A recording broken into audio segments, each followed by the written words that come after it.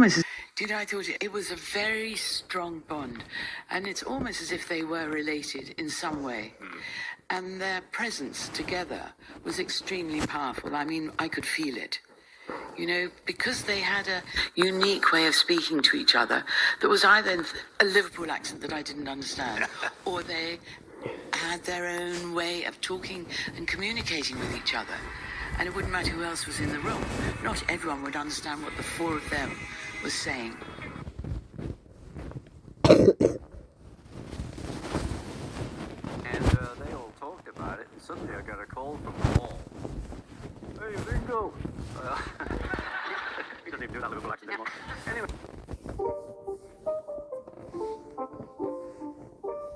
It's not a game, it's a rich.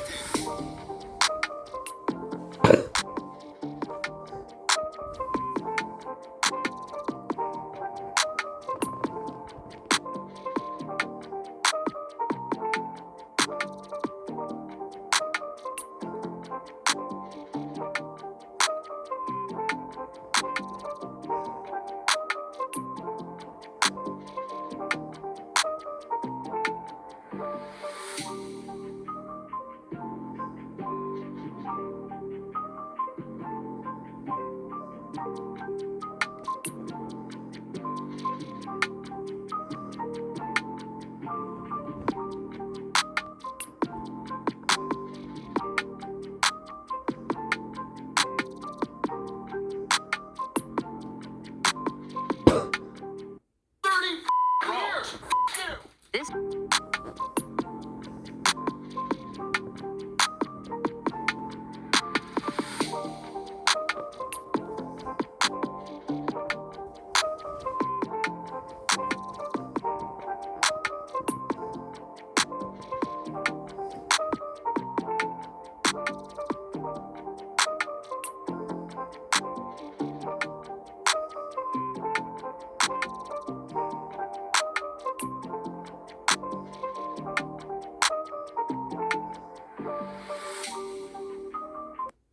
And we go back to the whole thing with the Shadow of the Basement. You know, that book I have to get because I didn't realize when this guy called me and asked me to narrate a book about, you know, the idea that Paul's death had been faked.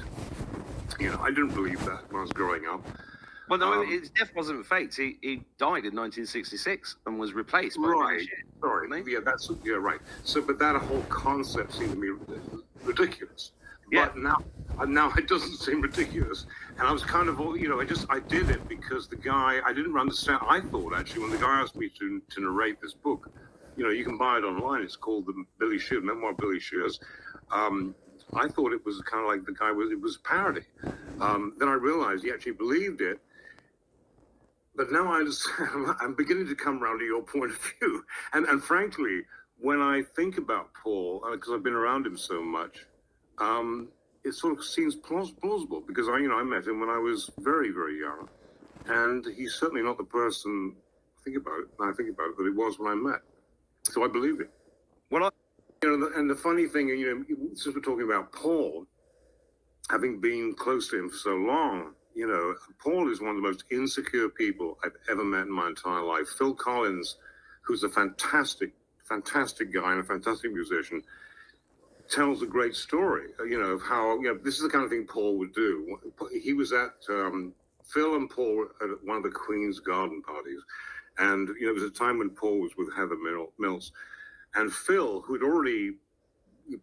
Phil played the drums on Golden Slumbers with Paul for a charity concert my father did in 1997 for the Arnhem Montserrat, which had been destroyed by a volcano. So they knew each other. I mean, you know, but Phil had a copy of Paul's autobiography. He's with his girlfriend, and he went up to Paul and said, "Would you mind signing this to my daughter?" And, you know, Phil tells you can check this out online. Phil said this in the Daily Mail. You know, he said it was just really awful because what Paul did was turn to Heather and say, "Oh, Heather, isn't it sweet? Little Phil," because Phil's, you know, a short guy. Little Phil wants me to sign his book.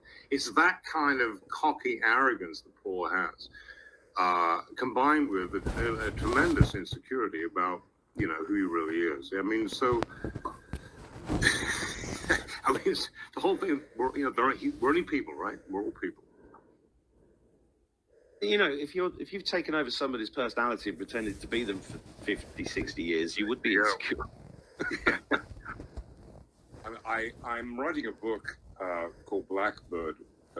That's a Beatles song, of course, and every chapter of the book is titled by the Beatles song, and it's called Blackbird because, well, very soon, it's called Blackbird because of a member of my family who was a blackbird, my stepmother, and it's a truth-telling book about my experience of absolute evil in my life and therefore in the music industry. So that's probably a good place to begin. I mean, where else could you possibly? Because with the music industry, having grown up with the Beatles, as a child, as a really small child, I've seen it all, and what's happening with P. Diddy, and what's going to happen to Clive Davis and a lot of people. I mean, this is very serious stuff, but it's all about the purification of the planet. Because the entertainment industry, as I'm sure you know, has been co-opted like every other industry by whatever you want to call the forces of darkness are. It's the same thing. And so what do you think about this whole story that Paul McCartney died in 1967 in a car crash? Well, funny you should ask. We've interviewed a gentleman, he goes by the name The Sage of Quay, Mike Williams. We're going to be having him on the show live on May 10th. Yep. And to me, the story, while at first I wasn't sure about, it is now resonating with me a bit more because, there's certain components like Billy. Check out this screenshot of my credit score.